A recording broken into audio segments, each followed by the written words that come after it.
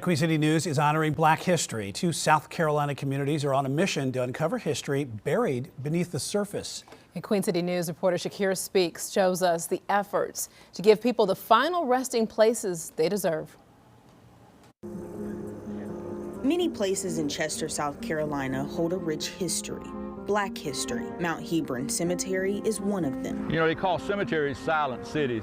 A historically black church once buried its dead here for more than a century. I used to live over here when I was a kid. This was a dirt road, and this was all trees. Now unrecognizable to John Massey with overgrown brush and thorns. That stuff there, they come in here and they dump stuff. It's sad. Burying the 2 centuries-long history that lies beneath the surface. You know, 10-year-old kid would come up through here, and you would see people of color back up in here, burying their people, and it was very sad. I never dreamed I'd be here 60+ years later trying to save it. It started nearly 12 years ago when John went looking for his aunt's grave. Her name was Ophelia. She was 16 and pregnant when she was killed by domestic violence in 1950. John found her buried in Evergreen Cemetery, the historically white cemetery yards away from Mount Hebron. His mission to find a loved one later fueled another to restore the cemetery to proper form.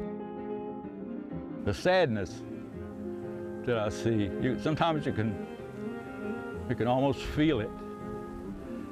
And these people deserve to be remembered, especially, you know, like the disenfranchised, the slaves and the poor people and people who they don't build statues to, and they don't engrave their names on monuments. He wrote letters, spoke at council meetings, and sent emails to anyone who would listen about cleaning up the property. In the meantime, he maintained a Facebook page with pictures of Mount Hebron and shared the stories behind the headstones he could see and get to, like Miss Easter Lily, born in 1886. And this is her granddaughter and great-grandson. She died in 1972.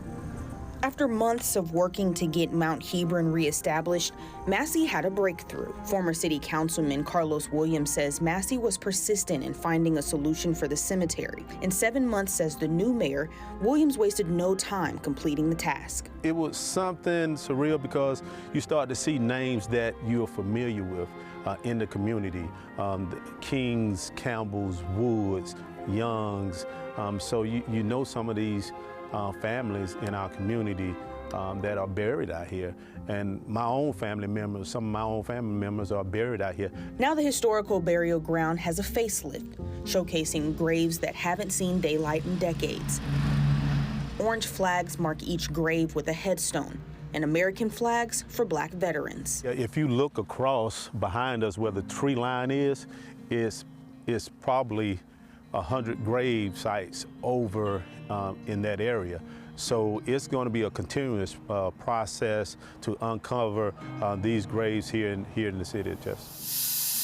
Less than 25 miles down the road in Rock Hill, another piece of hidden history is receiving a loving touch. Andrew Lazenby is welding West African Ndinkra symbols for the fence posts surrounding the 144 slave graves discovered on a section of his property in 2021 that was once a plantation. You know, these folks could have possibly recognized these, you know, being from that time period. And they all have different meanings, and there's lots of them to pick from, but you know, we picked about 4. Lazenby enacted a conservation easement to protect the land from any future development.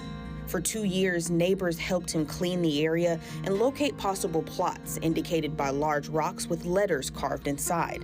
Those were replaced by marble slabs engraved with a number. And we put the headstones in so that you would kind of get the impact of what's here versus just looking at a big empty field. And they needed to be marked, but it does. It kind of takes your breath away a little bit. And most folks, the first time they come out here, they kind of take a few minutes and just sort of let it sink in and think about it. 2 men, separated by 2 counties, sharing a similar passion to ensure Black history doesn't get left in South Carolina's past. You know, everybody deserves to be remembered. Shakira Speaks. It's something spiritual to me. It's deep. Queen City News.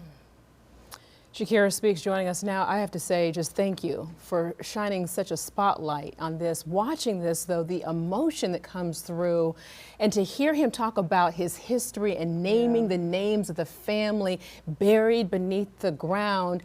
For you to see this transformation, what was it like for you?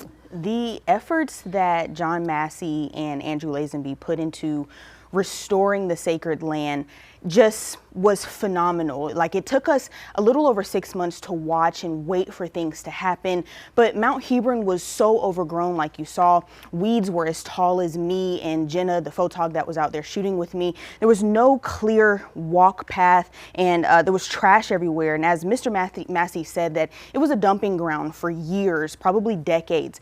Actually seeing the headstones with names and dates in Mount Hebron was so eye-opening that 200 years ago people were using that ground to say goodbye to loved ones, and I felt the same way with the slave graves in Rock Hill. Yeah, and to see what it could have become here. What are they going to do with all these cemeteries? What's next for them?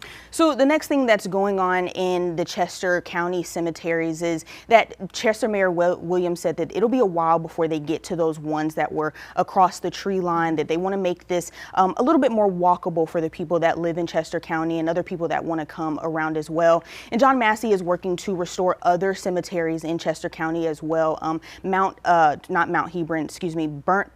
Burnt Meeting House Cemetery is another historically Black cemetery in Chester County that he's been working to restore for a few years now. And the Rock Hill Cemetery, people can visit that with an appointment at any time, and we'll be sure to be updating these historically Black areas.